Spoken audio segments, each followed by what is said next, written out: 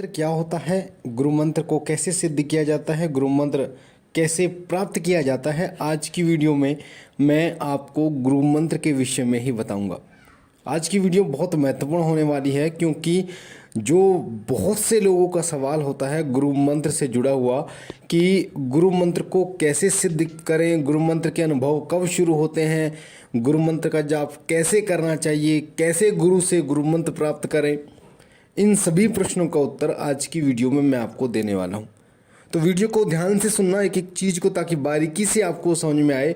और अगर आप पहली बार हमारे साथ जुड़ रहे हैं तो शिव कृपा परिवार से जुड़ने के लिए वीडियो के नीचे जो लाल कलर का बटन है सब्सक्राइब का, उसे दबा के चैनल को सब्सक्राइब कर बेल आइकन को दबाना, ताकि जो जानकारी हम डालें वो सबसे पहले आपको प्राप्त हो। देखिए, गुरु मंत्र जैसे कि नाम से आपको पता चल रहा है कि गुरु से जो मंत्र प्राप्त होता है उसे गुरु मंत्र कहते हैं। आजकल YouTube पे ऑनलाइन बहुत से ऐसे लोग हैं जो ये दावा कर रहे हैं कि ये गुरु मंत्र है। सैकड़ों की भीड़ में वो मंत्र दे देते हैं और कहते हैं कि ये गुरु मंत्र है। तो सबसे पहली ये दुविधा मैं आपकी ये खत्म कर देता हूँ कि गुरु मंत्र कभी भी सरेआम नहीं दिया जाता। गुरु मंत्र कभी भी दिया जाता है तो शिष्य के कान में दिया जाता है। ये एक विधि होती है गुरु के द्वारा। गुरु और शिष्य के बीच में जो एक संबंध होता है, शिव और शक्ति का जैसे संबंध होता है, उसी प्रकार से जब गुरु शिष्य के सिर पे अपना हाथ रखता है तो वही एक संबंध स्थापित हो जाता है। और गुरु जब शिष्य के कान में गुरु मंत्र देता है, वो मंत्र देता है, तो वही मंत्र गुरु मंत्र कहलाता है। अब जो ये लोग सब लोगों के सामने देते हैं, इसका मुझे ना तो मैं इस चीज़ का स्वीकार करता हूं कि ये गुरु मंत्र होता है, ना ही वो कार्य करता है। दूसरी बात, गुरु मंत्र वो व्यक्ति दे सकता है जिसके पास जो पहले से ही गुरुमुख है, जिसने पहले से ही गुरु मंत्र को सिद्ध किया हो, यानी कि उसको अपने गुरु से वो मंत्र प्राप्त किया हो उसने, और उस मंत्र की सिद्धि उसने की गई हो, तो वो व्यक्ति गुरु मंत्र दे सकता है। अब बात करते हैं कि गुरु मंत्र जब किसी व्यक्ति के कान में दिया जाता है तो कैसे उसको जाप किया जाता है, क्या नियम होते हैं, क्या उसका प्रभाव पड़ता है। देखिए, गुरु मंत्र अर्धचेतन मंत्र होता है। लगभग 80% वो मंत्र चेतन होता है। उस मंत्र में आपको ज़्यादा ना तो जाप करने की आवश्यकता होती है, ना उसको जागृत करने की आवश्यकता होती है ज़्यादा कि आप किसी नदी में खड़े होकर उस मंत्र का जाप करें तब वो सिद्ध होगा, या फिर आप मंदिर में जाप करें तब वो सिद्ध होगा। ऐसा कुछ नहीं है। उस मंत्र को, जो कि 80% जागृत मंत्र होता है, उस मंत्र को आप अपने घर के मंदिर में जाप करना शुरू करते हैं तो वो धीरे धीरे चेतन होना शुरू हो जाता है। जब गुरु आपको बताते हैं, सभी गुरु अलग तरीके की विधि बताते हैं, किसी की क्या विधि होती है, किसी की क्या विधि होती है गुरु मंत्र को जाप करने की। बाकी नॉर्मल तरीके से ही गुरु मंत्र का जाप किया जाता है, जैसे अन्य मंत्रों का जाप किया जाता है। पर गुरु मंत्र की महिमा इसलिए बढ़ जाती है क्योंकि उसमें पहले से ही ऊर्जा होती है। एक गाड़ी वो है जिसको पहले आप स्टार्ट करेंगे, उसके बाद वो चलेगी। एक गाड़ी वो जो पहले से ही चल रही है। तो सबसे आगे कौन सी गाड़ी निकलेगी? जो पहले से ही चल रही है। उसी प्रकार से एक मंत्र वो है जिसको पहले आप जागृत करेंगे, उसके बाद वो मंत्र कार्य करेगा। और एक मंत्र वो है जो जागृत है पहले से, वो कार्य तुरंत कार्य करना शुरू कर देगा। गुरु मंत्र में आपके गुरु का तप, गुरु की ऊर्जा निहित होती है, तभी इसको गुरु मंत्र कहते हैं। आपके गुरु की ऊर्जा उसमें निहित होती है। गुरु मंत्र क्या कार्य करता है? सबसे बड़ा कार्य करता है शिष्य की रक्षा। इसलिए शक्तियां जो आती हैं वो सबसे पहले गुरु पर प्रभाव डालती हैं, बाद में शिष्य पर डालती हैं। और अगर सही गुरु है तो वो शक्तियां किसी प्रकार से आपका अनिष्ट नहीं कर सकती, नुकसान नहीं कर सकती, क्योंकि गुरु मंत्र आपकी हर प्रकार से रक्षा करता है। हर तरीके से आपके शारीरिक और मानसिक रूप से भी आपकी रक्षा करता है, आपके घर परिवार की भी रक्षा करता है। अगर आप गुरु मंत्र से भभूत को पढ़कर, यानी उसको विमंत्रित करके अपने मेन दरवाजे पर एक लाइन खींच दे, तो मंजाल नहीं कि कोई भी शक्ति, चाहे वो नकारात्मक हो चाहे वो सकारात्मक हो, कोई भी शक्ति आपके घर में प्रवेश कर जाए रात को सोने से पहले। पर शर्त यह है कि जैसे वो लाइन खींचेगी उसके बाद उसको पार करके कोई घर से बाहर ना जाए। यानी फिर आपको अंदर ही रहना है। तो गुरु मंत्र की महिमा बहुत है।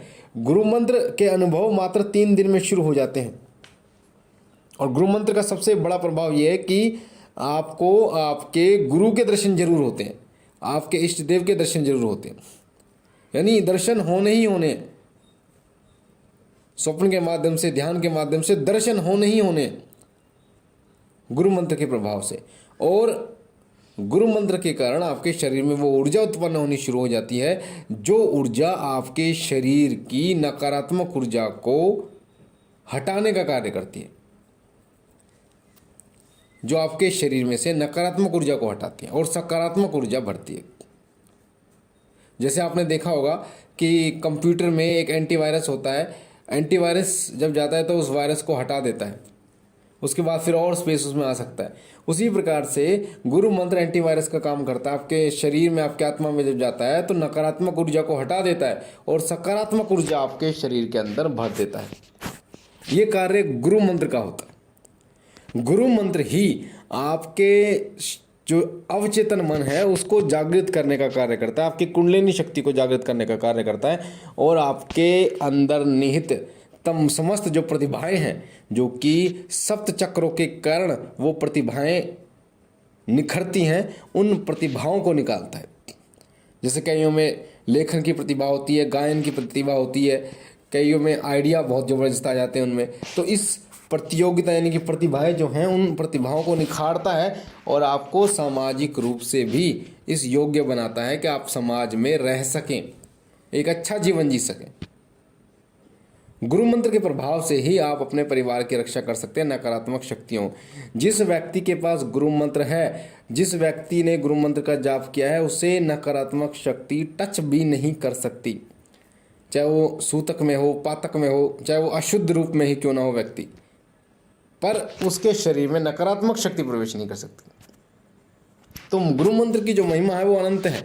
गुरु मंत्र सभी व्यक्तियों को अपने गुरु से प्राप्त करना चाहिए। कई लोगों का ये प्रश्न होता है, जी हमने गुरु धारण किया और गुरु जी हमारे एक्सपायर हो गए, अब क्या करें? तो मैं आपको बता दूं, गुरु कभी भी नहीं मरते। गुरु की ऊर्जा सदैव आपके साथ रहती है, सदैव आपका कार्य करती है। अगर गुरु मंत्र आपके गुरु ने नहीं दिया है तो आप भगवान शिव के मंदिर में जाकर ओम नमः शिवाय को ही गुरु मंत्र के रूप में धारण कर उसका जाप करें, अपने गुरु का नाम लेकर। तो वो मंत्र वही कार्य करेगा जो मंत्र गुरु मंत्र करता है, और फिर आप उसका प्रभाव भी देखेंगे। इसलिए गुरु मंत्र अति आवश्यक होता है। गुरु मंत्र वैदिक, शाबर, तांत्रिक, कोई भी मंत्र हो सकता है, और उस मंत्र का नियमित जाप से आपका बेड़ा पार हो जाता है। अगर कोई व्यक्ति किसी मंत्र का जाप ना करे, मात्र गुरु मंत्र का जाप करे, तो उसे समस्त सिद्धियां प्राप्त हो जाती हैं, उसकी कुंडलिनी शक्ति जागृत हो जाती है। तो इसलिए गुरु मंत्र अति आवश्यक है। गुरु मंत्र का जाप निरंतर कीजिए, गुरु को प्रणाम कर गुरु का नाम सदैव स्मरण कीजिए, ताकि गुरु की कृपा आपको मिलती रहे। क्योंकि गुरु है तभी गोविंद है। गुरु ही वो रास्ता है जिस रास्ते पर चलकर आप गोविंद तक पहुंच सकते हैं। तो इसलिए सबसे पहला चुनाव गुरु का होता है। गुरु को चुनाव करते समय कभी भी जल्दी ना करें, कभी भी ऐसा ना करें कि तुरंत मुझे गुरु धारण कर लें। क्योंकि गुरु किसी भी शिष्य को जब अपना शिष्य बनाता है तो वो जांचता है, परखता है। कई बार आपको 1 साल हो जाता है किसी के पास जाते जाते, आपको ऐसा लगता है कि वो व्यक्ति आप पर ध्यान नहीं दे रहा, पर वो व्यक्ति, उसके मन में कहीं ना कहीं आप होते हो। तो पहले के गुरु तो बड़ी कठिन परीक्षाएं लेते थे, पर आज के समय में तो नहीं लेते। पर आपको धैर्य के साथ उनकी सेवा करनी होगी। कई बार आप किसी चौकी पर गुरु बनाने के लिए जा रहे हैं, आपको वहाँ की सेवा करनी पड़ती है, साफ सफाई करनी पड़ती है। ये सभी से गुरु प्रसन्न होते हैं, गुरु की सेवा करनी पड़ती है। तो गुरु एक बार आपको मिल जाए, उसके बाद आपका बेड़ा पार है। उसके बाद आपको कोई भी चीज़ सोचने की जरूरत नहीं।